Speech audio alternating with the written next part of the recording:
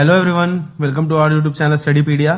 तो यहाँ पे आज के इस वीडियो में हम 70th बीपीएससी प्रीलिम्स के जो 50 डेज बचे हुए हैं यहाँ से ऑलमोस्ट इसके 50 डेज स्ट्रैटेजी देखेंगे, क्योंकि यहाँ पे हमने 50 डेज ही लिया है। इसका मेन रीजन ये है कि अभी फेस्टिवल का सीजन भी है, ठीक है। तो इस बीच क्या होने वाले हैं, आपके जो दिवाली भी आने वाली है और छठ भी आने वाला है। तो इसमें हम मान के चल रहे हैं कि ऑलमोस्ट 5 से 6 दिन आपके तो बिजी जाएंगे ही जाएंगे। आप चाह कर भी वहाँ पे टाइम नहीं दे पाओगे फेस्टिवल के बीच में अपने स्टडीज पे। तो अगर उस चीज़ को हम देखें तो हमारे पास मोर और लेस अराउंड 45 डेज ही बचते हैं प्रॉपर स्टडी करने के लिए, ठीक है।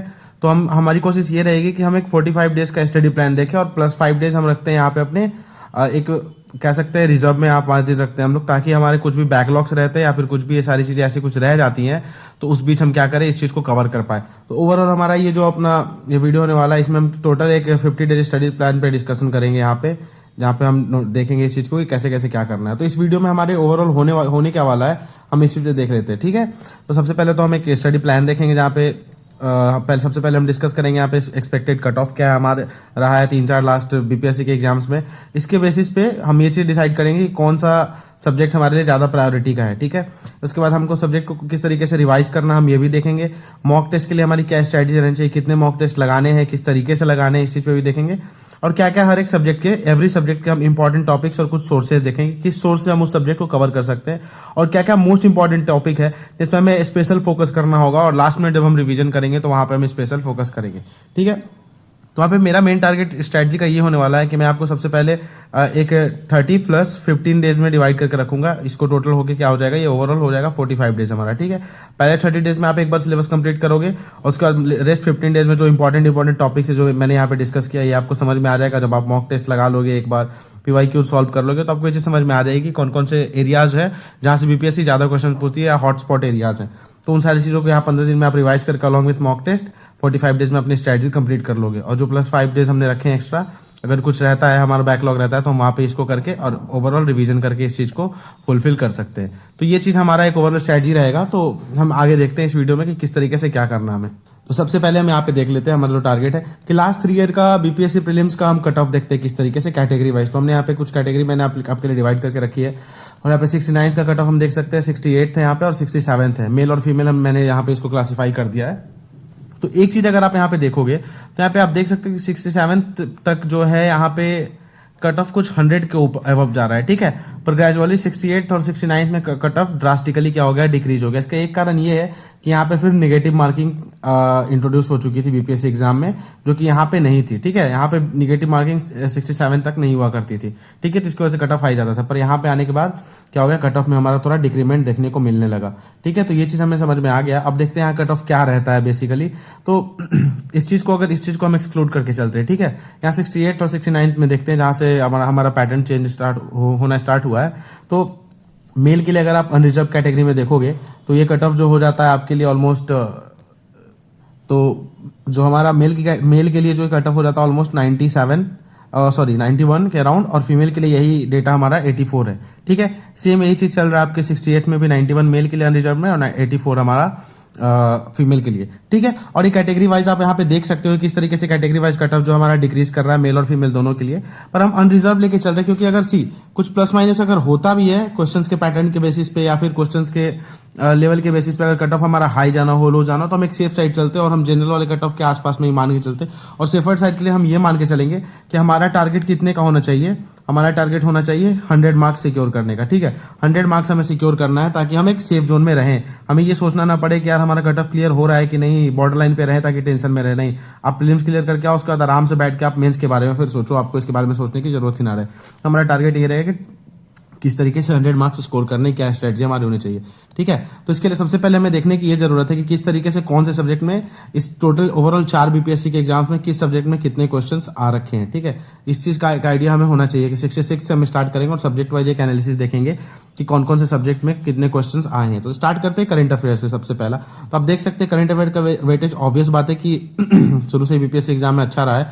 तो 66 में भी देख सकते हैं 24, 21, 23, 27। तो हमें समझ में आया कि एक इंपॉर्टेंट सब्जेक्ट है। और जीके मिसलेनियस मैंने यहाँ पे रखा है, जो टॉपिक कहीं पे भी आप या तो कहीं पे भी फिट कर सकते हो या कहीं फिट होंगे ही नहीं, इस टाइप के टॉपिक। तो इसको मैंने मिसलेनियस में रखा है। तो इसका भी क्वांटिटी ऑलमोस्ट वही 5 से 10 के बीच में रहता है। उसके बाद हम आते हैं हिस्ट्री वाले पोर्शन पे, ठीक है।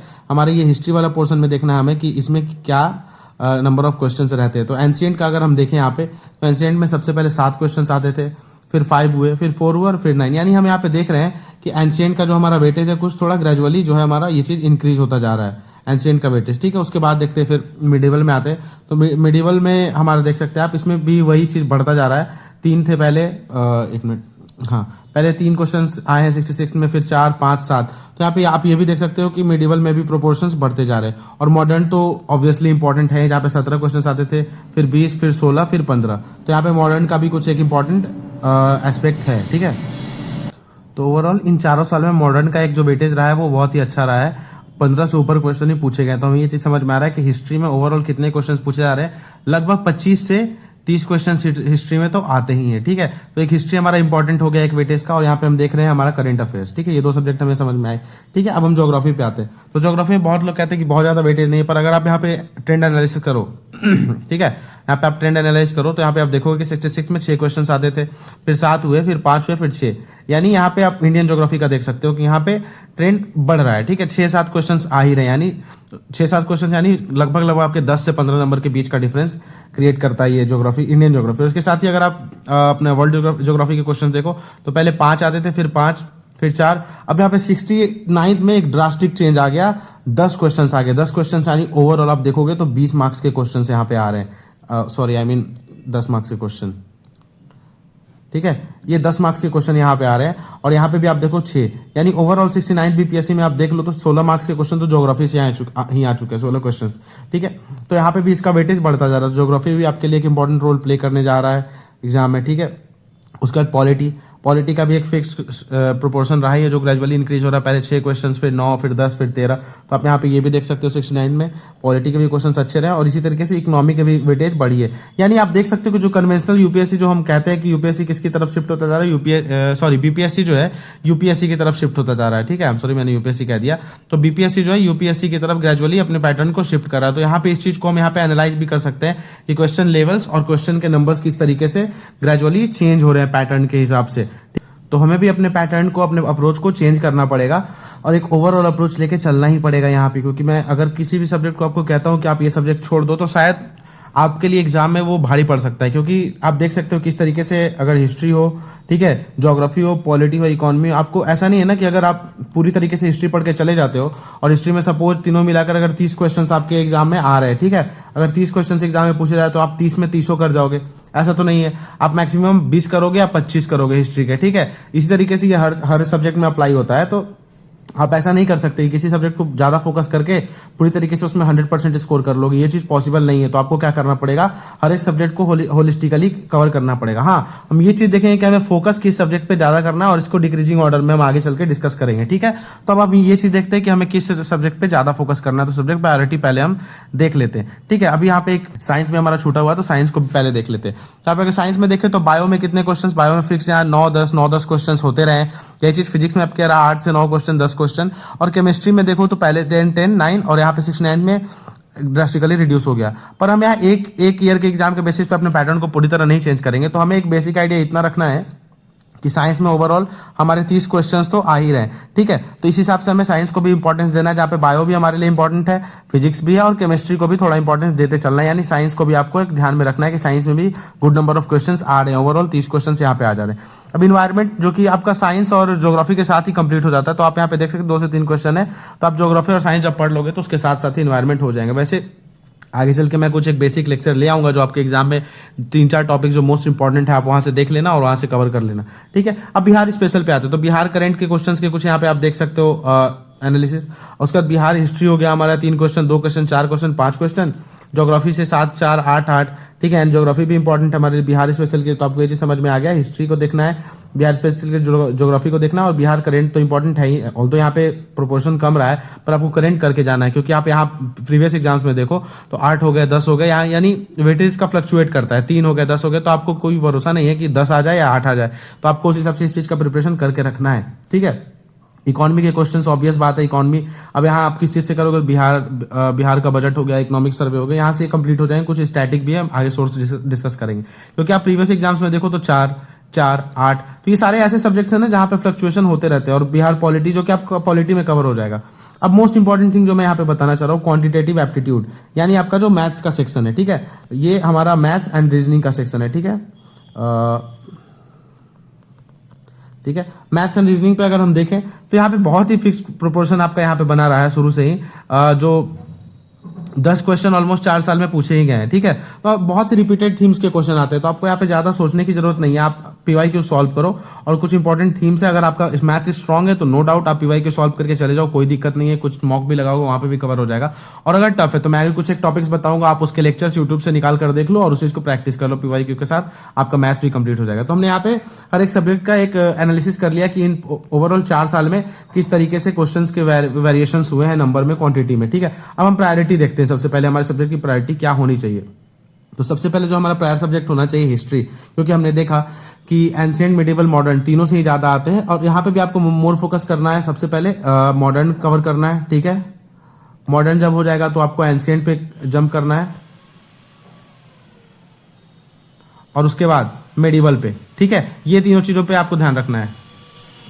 तो हमने देख लिया हिस्ट्री में किस तरीके से आपको अपना अप्रोच रखना है, पहले मॉडर्न, फिर एंशिएंट एंड मिडिवल। फिर जब साइंस पे आते हैं तो साइंस का मैं प्रोपोर्शन देखा कि ऑलमोस्ट 30 क्वेश्चंस तो यहाँ से भी आ ही रहे हैं, ठीक है। यहाँ से भी 30 क्वेश्चंस आपके पूछे जा रहे हैं हिस्ट्री से, साइंस से। यहाँ पे आपके 15 क्वेश्चंस के अराउंड आप लेके चल लो। बिहार स्पेशल से भी आप 10 से 15 क्वेश्चन जोड़ लो इस चीज को, ठीक है। उसके बाद हमारे करंट अफेयर्स एक इंपॉर्टेंट सेक्शन रहा है, जहाँ 30 से 35 क्वेश्चन आ जाते हैं, ठीक है। तो करंट अफेयर्स को मैंने यहाँ पे नीचे इसलिए रखा है क्योंकि ये एक बहुत डाइवर्स सब्जेक्ट होता है, ठीक है। तो आपको इन चारों में तो श्योरिटी रहेगी, ये जो आप पढ़ लोगे यहाँ से आएगा ही। तो आपका इंपॉर्टेंट गोल ये होना चाहिए कि आप इन चारों पे ज्यादा फोकस करो और उसके साथ ही करंट अफेयर्स करते रहना, ताकि आपका सोल फोकस करंट अफेयर्स पे ना चला जाए। फिर अगर यहाँ पे हम ये देखें ज्योग्राफी, तो यहाँ पे भी 10 से 15 क्वेश्चन आ ही जाते हैं, ठीक है।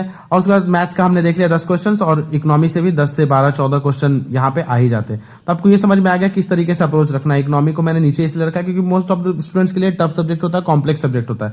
तो आप अपने इंटरेस्ट के अकॉर्डिंग इस चीज को टेंटेटिवली क्या कर सकते हो, अप एंड डाउन कर सकते हो। मैंने एक एवरेज सब लोगों के लिए एक पैटर्न वाइज इस चीज को सेट किया कि आपका मेजर फोकस कौन से सब्जेक्ट्स पे होना चाहिए सबसे ज्यादा, ठीक है। मैंने इस चीज पे ध्यान दिया है, ठीक। तो हमें ये समझ में आ गया कि किस तरीके से सबसे पहले हिस्ट्री कर लोगे आप, फिर आप जनरल साइंस करो, फिर पॉलिटी कर लो लक्ष्मीकांत से, ठीक है। बिहार स्पेशल हो गया, आपका करंट अफेयर्स हो गया, फिर ज्योग्राफी, फिर मैथ्स एंड देन इकोनॉमी। ये सारे 8 सब्जेक्ट आपको करते रहने, ठीक है। अब हम आगे ये देखें कि इनको किस तरीके से करना और क्या सोर्स होना चाहिए, ठीक। तो इस टोटल वीडियो में हम अपने 50 डेज प्लान को डिस्कस करने वाले हैं, जहाँ पे आपको एक टारगेट रखना है कि आपको 8 से 10 घंटे तो पढ़ने ही पढ़ने हैं, देने ही देने हैं, ठीक है।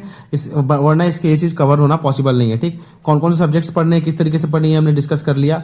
आपको यहाँ पे अप्रोच होना क्या चाहिए, सबसे पहले आपको सब्जेक्ट पढ़ना है, फिर एक टाइम प्रॉपर डेडिकेट करना है रिविजन के लिए और प्रैक्टिस के लिए। प्रैक्टिस आप कैसे करोगे, तो एमसीक्यूज प्रैक्टिस करोगे, ठीक है। और एक वीक में एक फुल लेंथ टेस्ट तो आपको लगाने ही लगाना है, ठीक है। एक फुल लेंथ टेस्ट प्रॉपर लगाना और इसको रिव्यू करना है, एनालाइज करना है। मैं आगे वीडियो लेके आऊंगा कि टेस्ट को कैसे एनालाइज करते हैं, तब आप समझ जाओगे किस तरीके से आप फ्रूटफुल वे में टेस्ट को एनालाइज कर पाओगे। इसके अलावा आपको ये एमसीक्यू प्रैक्टिस तो करते ही रहना, इस चीज पे तो आपको रुकना ही नहीं है। अब एमसीक्यू प्रैक्टिस क्या करना है क्या नहीं, मैं आगे इस पे डिस्कस करूंगा। फिर लास्ट 7 डेज में क्या करना है, रिवीजन और मॉक पे फोकस करना है। और यहाँ पे मोस्ट इंपॉर्टेंट थिंग जो आपको बिल्कुल करना ही करना है वो है कि आपको करंट अफेयर्स के लिए 1 घंटा रोज देना ही है, एवरी डे, डेली आपको एक टाइम निकाल लेना है करंट अफेयर्स को कवर करने के लिए, ठीक है। तो यहाँ पे हमने देख लिया एक समरी, अब हम चलते हैं अपने एग्जैक्ट स्ट्रेटजी पे, ओके। तो यहाँ पे हम देखते हैं कि मैंने पहले 20 दिन में जो फोकस किया है कि आपको पहले 20 दिन में ये 4 जो आपके कोर सब्जेक्ट है आप इसको फिनिश कर लो, ठीक है। तो डे 1 पे अगर हम देखते हैं तो हिस्ट्री डे 1 से स्टार्ट करेंगे, 3 से 4 दिन में हम क्या करेंगे, हिस्ट्री कवर करने की कोशिश करेंगे। जहाँ पे मैंने इंपॉर्टेंट टॉपिक बताया, आप ये इंपॉर्टेंट टॉपिक्स कवर कर सकते हैं। जहाँ पे एंशिएंट, मिडिवल, मॉडर्न, ठीक है। एंशिएंट में क्या क्या कवर कर सकते हो आप, तो जैसे देख सकते हैं आप इंडस वैली सिविलाइजेशन एक इंपॉर्टेंट एस्पेक्ट, बहुत इंपॉर्टेंट टॉपिक है।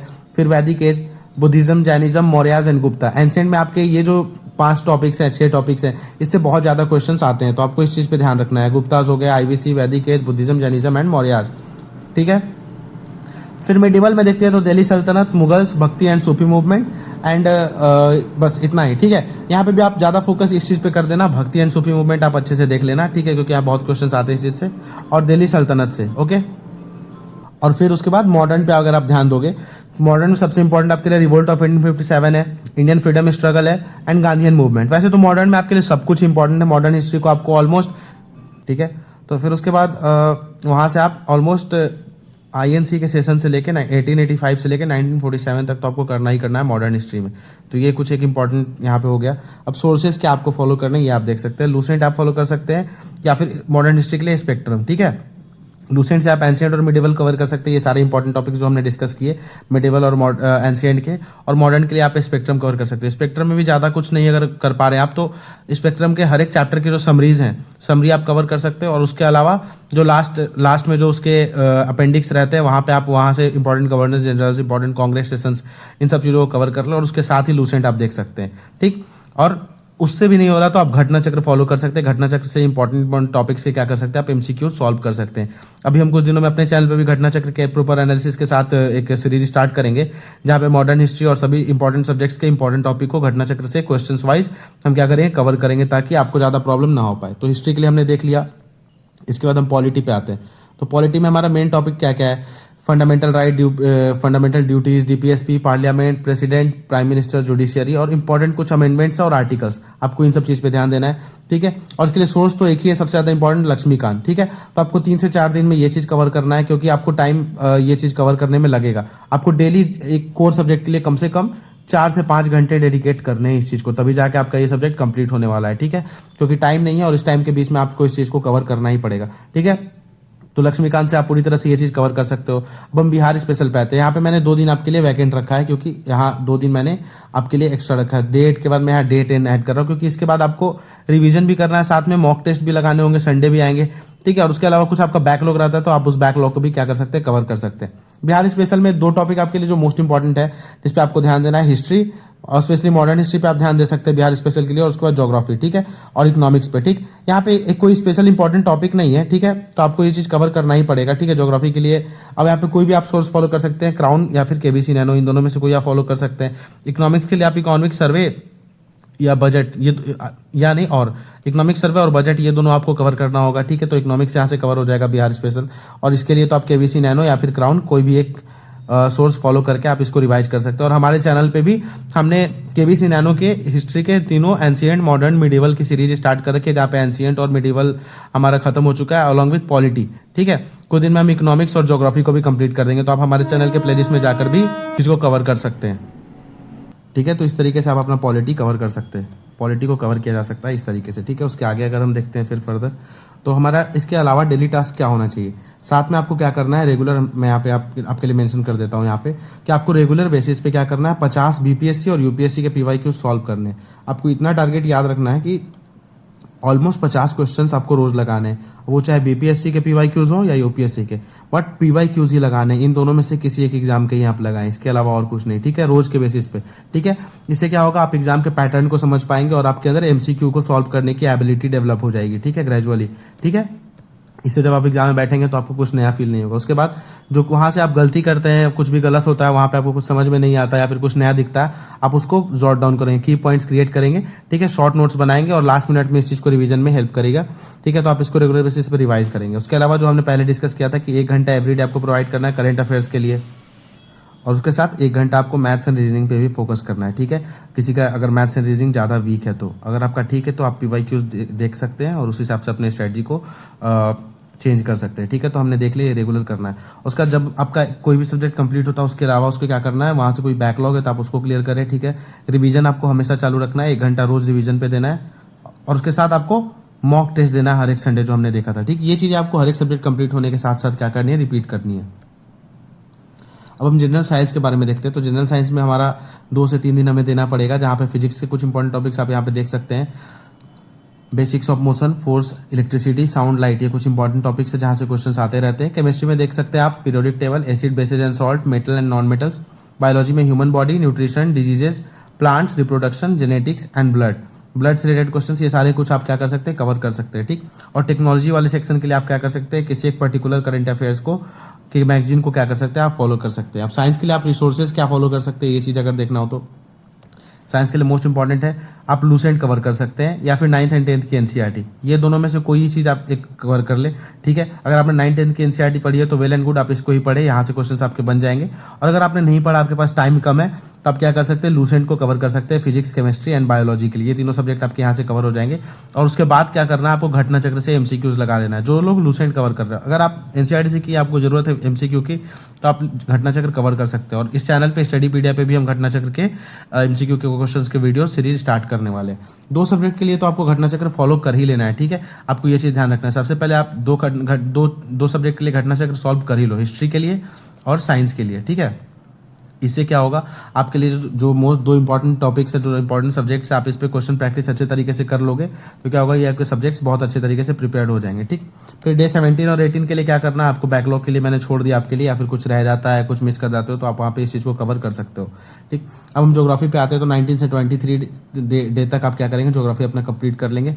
इसको मैंने 2 पार्ट्स में डिवाइड किया है, Indian geography and world geography, ठीक है। इंडियन ज्योग्राफी में सबसे पहले क्या करना है आपको, कवर करना है रिवर्स, इंडिया के इंपॉर्टेंट रिवर्स हो गए, माउंटेन, सॉइल्स, क्लाइमेट जोन्स है, वेजिटेशन है एंड एग्रीकल्चर, आप इन सबको कवर कर लो, ठीक है। उसके बाद फिजिकल ज्योग्राफी में अर्थ के स्ट्रक्चर को, atmosphere, land form, climate, oceanography, जहाँ से क्वेश्चंस बहुत ज़्यादा फ्रीक्वेंट आते हैं ये सारे टॉपिक्स से। और वर्ल्ड ज्योग्राफी में continents, oceans, important geographical features, ये सारे आपको कवर करने होंगे, ठीक। और सोर्सेज की बात करें तो यहाँ पे आप ज्योग्राफी के क्लास 11 की 2 एनसीईआरटी बुक्स है, ठीक है। 2 बुक्स है, एक में आपके फिजिकल ज्योग्राफी है और एक में आपकी इंडियन ज्योग्राफी, आप ये दोनों कवर कर सकते हो। और जो भी इंपॉर्टेंट टॉपिक्स न्यूज़ में रहते हैं, इंपॉर्टेंट कोई प्लेसेस न्यूज़ में है तो आपको उसका लोकेशन देखना है। इससे क्या होगा, आपका मैपिंग वाला सेक्शन भी प्रिपेयर होता जाएगा और मैपिंग के लिए आपको प्रैक्टिस करते रहना है, ठीक है। तो ये चीज़ें आपको कवर करनी है, यहाँ से आपका ये सब भी कवर हो जाएगा ज्योग्राफी। तो ज्योग्राफी के लिए भी आपने देख लिया। अब हम आते हैं इकोनॉमिक्स पे। तो इकोनॉमिक्स के लिए बेसिक कॉन्सेप्ट मैंने कुछ आपके लिए मेंशन कर दिए यहाँ पे, जो कि GDP, inflation, monetary policy, fiscal policy, ये सारी चीज़ें आपको कवर करनी है इकोनॉमिक्स में, ठीक है। उसके बाद ज्योग्राफी गवर्नमेंट के स्कीम्स आप कवर कर सकते हैं, ठीक है, जो भी करंट अफेयर्स में है। इकोनॉमिक सर्वे और बजट आपको करना, और 5 ईयर प्लान, ये भी एक इंपॉर्टेंट एस्पेक्ट है, ये भी आप कवर कर सकते हैं। सोर्सेज के लिए क्लास 12 की आप एनसीईआरटी कवर कर सकते हैं, करंट अफेयर्स कवर कर सकते हैं, और पीवाईक्यूज, यूपीएससी और बीपीएससी के जो पीवाईक्यूज होते हैं आप वो लगा लो, आपके लिए इनफ है ये चीज़ें, ठीक है। आप ये 2 या 3 सोर्सेज से आप अपनी इकॉनमी कंप्लीट कर सकते हो। मैथ्स एंड रीजनिंग के लिए हमने डिस्कस कर ही लिया है कि 2 से 3 दिन में मैथ्स एंड रीजनिंग के लिए आपको देना है और वहाँ पे कवर करना है। यहाँ पे करना क्या है कि लास्ट 10 डेज के आपको 10 ईयर्स के क्या करना है, आपको पीवाईक्यू सॉल्व करने हैं मैथ्स के। टॉपिक मैंने यहाँ पे आपके लिए मेंशन कर दिया है, time and work, number system, percentage, profit and loss, average, ratio proportion, blood relation, time and distance, AP GP series, clock, permutation and combination. ये सारे इंपॉर्टेंट टॉपिक्स हैं जहाँ से बीपीएससी में क्वेश्चन आते हैं मैथ्स एंड रीजनिंग के लिए। तो ये चीज़ें आप पीवाईक्यू से भी सॉल्व कर सकते हो, या फिर कोई भी यूट्यूब चैनल आप प्रीफर कर सकते हो, यूट्यूब चैनल आप फॉलो कर लो जहाँ पे इन सारी चीज़ों को कवर किया गया है। ये सारे टॉपिक्स के आप वीडियोस देख लो, कॉन्सेप्ट समझ लो और पीवाईक्यू से प्रैक्टिस कर लो, आपका मैथ्स भी कंप्लीट हो जाएगा। तो यहाँ तक हमने डे 28 तक अपने ऑलमोस्ट सारे सब्जेक्ट्स को क्या कर लिया, एक बार कंप्लीट कर लिया, ठीक। अब डे 31 से 28 के बाद क्या करना है, इस बीच आपको मॉक भी सॉल्व करने होंगे, ठीक है, एनालिसिस भी करना है। तो मैंने हर जगह 1 से 2 दिन का गैप रखा है, ठीक है।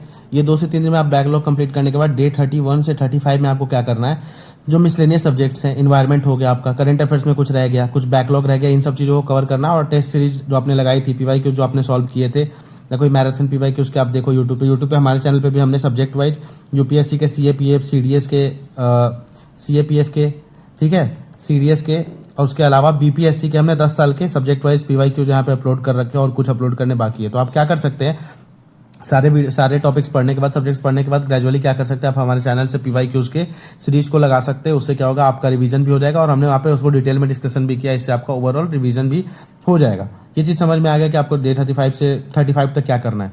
अब डे 36 से 42 में आपको क्या करना है कि लास्ट 7 डेज जो बच रहे हैं यहाँ पे, ठीक है, यहाँ पे आपको क्या करना है, फोकस करना है अपने रिवीजन पे सिर्फ, ठीक है। कोई भी नया टॉपिक आपको यहाँ पे नहीं पढ़ना है। उसके बाद आपने कुछ भी नोट्स अगर बनाए थे इंपॉर्टेंट टॉपिक्स के, पीवाईक्यूज से आपने अगर मॉक टेस्ट लगाए थे वहाँ से कुछ नोट्स बनाए थे, आपको उसको रिवाइज करना है, पीवाईक्यूज रिवाइज करना है, टेस्ट रिवाइज करना। और एक इंपॉर्टेंट चीज़ आपको करना क्या है यहाँ पे कि 3 साल के पीवाईक्यूज को as a full length test आपको सॉल्व करना है। इससे क्या होगा, आप वो एग्जाम के सीटिंग के जोन में आपका माइंड सेट कर जाएगा, ठीक है। आपको वो क्वेश्चन देखने की आदत हो जाएगी, क्वेश्चन बुकलेट पे जो क्वेश्चंस होते हैं इस तरीके से आपको वो चीज़ देखने की आदत हो जाएगी, और इससे क्या होगा, आपको एग्जाम के दिन नया नहीं लगेगा।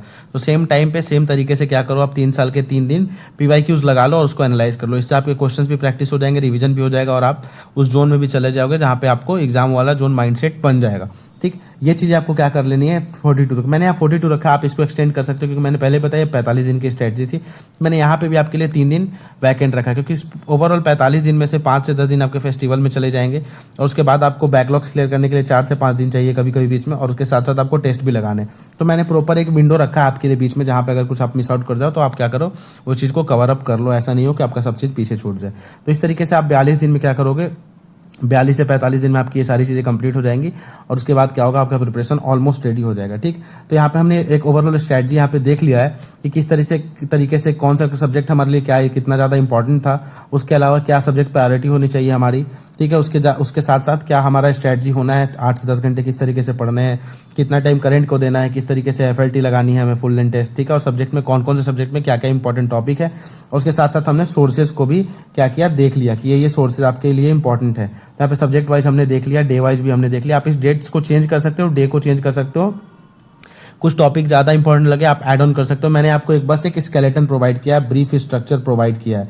अब इसके साथ आपको क्या क्या करना है, आप इसमें कुछ आपको ऐड ऑन करना है, आप ऐड ऑन कर सकते हो, इसको कॉपी करना है कॉपी कर लो, तो उतना कोई प्रॉब्लम नहीं है। और इस तरीके से आपका ओवरऑल पूरा सिलेबस हो जाएगा कंप्लीट 40 से 45 दिनों में। ठीक है, यहाँ पे कुछ बोनस टिप्स है जो मैं आपको देना चाहता हूँ। सबसे पहले आपको इसी भी टेस्ट जब आप लगाओगे टेस्ट सीरीज के साथ साथ जब आप PYQ और टेस्ट सॉल्व करोगे तो आपको यहाँ पे टाइम मैनेजमेंट का सारा प्रैक्टिस कर लेना है कि किस तरीके से आप 2 घंटे में 150 क्वेश्चन सॉल्व करने जाओगे। ठीक है, आपको प्रॉपर एक टाइम बाउंड मैनर में बैठ के टेस्ट अटेम्प्ट करना है। ठीक है, आपको कम से कम किसी भी कोचिंग इंस्टीट्यूट के 10 मॉक टेस्ट लगाने हैं। 10 मॉक टेस्ट के साथ साथ 5 साल के PYQs आपको फुल लेंथ तरीके से लगाने हैं। ठीक है, हमने ये चीज़ देख लिया।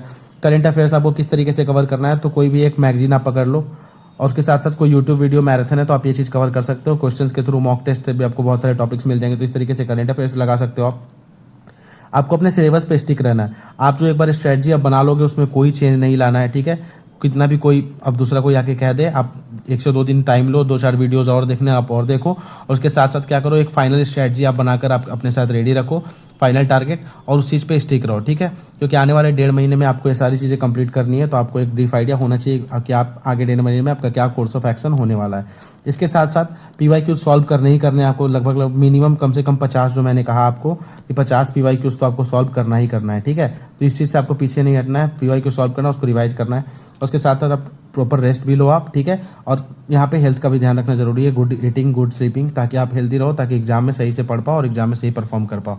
एक ब्रीफ लास्टली हम क्या कर सकते हैं, टाइम टेबल देख लेते हैं कि क्या टाइम टेबल होना चाहिए पढ़ने के लिए। ठीक है, तो आपको क्या करना है, कोर सब्जेक्ट्स पे 3 से 4 आवर देने, जो हमने मेन सब्जेक्ट्स देखा उसको कवर करना है। इतने ज़्यादा सब्जेक्ट्स है, टॉपिक्स हैं, इतने जल्दी कवर करने के लिए आपको 3 से 4 घंटे देने जरूरी है। तो आपको 3 से 4 घंटे कोर सब्जेक्ट्स के लिए निकालने। उसके बाद 1 घंटा आपको बिहार स्पेशल पे देना है, जहाँ पे आप क्या करोगे, आपकी जो मैंने बुक्स डिस्कस किए थे KBC या क्राउन, कोई भी बुक हो आप उसको साथ में PYQs बिहार स्पेशल के स्पेशल किसी बुक से कोई कंपाइलेशन अगर आप ले लेते हो, उस चीज़ से आपको क्या करना है, 1 घंटा रोज बिहार स्पेशल के लिए देना है।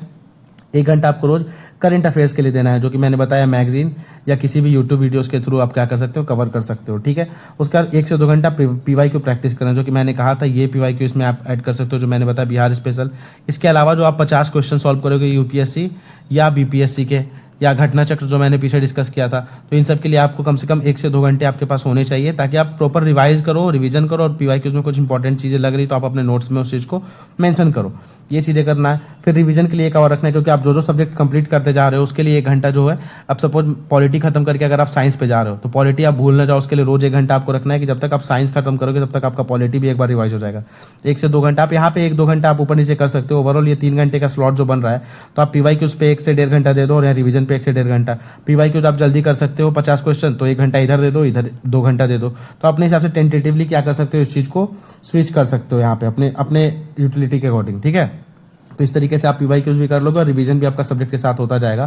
तो आप इस तरीके से इस प्रॉपर 45 दिन में अगर देखो तो 1 बार नहीं 2 बार प्रॉपर सिलेबस आपका हो जाएगा। 1 बार आपका कवर कर लोगे और 1 बार रिवीजन भी हो जाएगा। ठीक, और हर संडे क्या करना है, आपको टेस्ट अटेम्प्ट करना है। कुछ दिनों में मैं आपके लिए ये भी वीडियोस लेके आऊँगा कि टेस्ट किस तरीके से एनालाइज करना है, क्योंकि एनालाइज करना इज मोस्ट इंपॉर्टेंट, क्योंकि टेस्ट लगाने के बाद एनालिसिस सबसे ज़्यादा इंपॉर्टेंट है। वहाँ से आपको क्या अपने लिए डेटा रखना है, क्या आपको ट्रैक करना है, अपने इंप्रूवमेंट में किस तरीके से ट्रैक करना है टेस्ट को, कि आप बेस्ट उससे यूटिलाइज कर पाओ। ये सारी चीज़ें हम आने वाले वीडियोस में देखेंगे।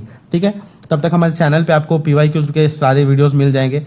ठीक है, हमने कोर्सेज भी कुछ स्टार्ट किए, जहाँ पे KVC नैनो हमने पढ़ाया है। KVC नैनो के इंपॉर्टेंट टॉपिक जो बिहार स्पेशल में पॉलिटी हो गया, हिस्ट्री हो गया, अभी और उस पर वीडियोज़ आने बाकी हैं, तो आप वो प्लेलिस्ट रेफर कर सकते हो। मैथ्स के लिए हमने मैथ्स के लिए ऑलमोस्ट 10 साल के हमने PYQs डाल रखे हैं, कुछ बाकी हैं वहाँ पे डल रहे हैं। तो आप आने वाले 1 वीक के अंदर क्या होंगे, 10 साल के मैथ्स के PYQs भी वहाँ पे अपलोड हो जाएंगे। तो आप हमारे चैनल के प्लेलिस्ट सेक्शन में जाकर वहाँ से मैथ्स को भी कवर कर सकते हो।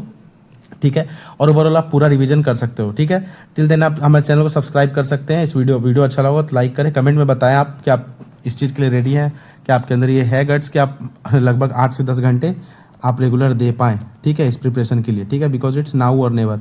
आपके पास टाइम बहुत कम है, 1 से 1.5 मंथ का टाइम है, तो इस बीच में आपको 8 से 10 घंटे देने ज़रूरी है पढ़ाई के लिए, ठीक है।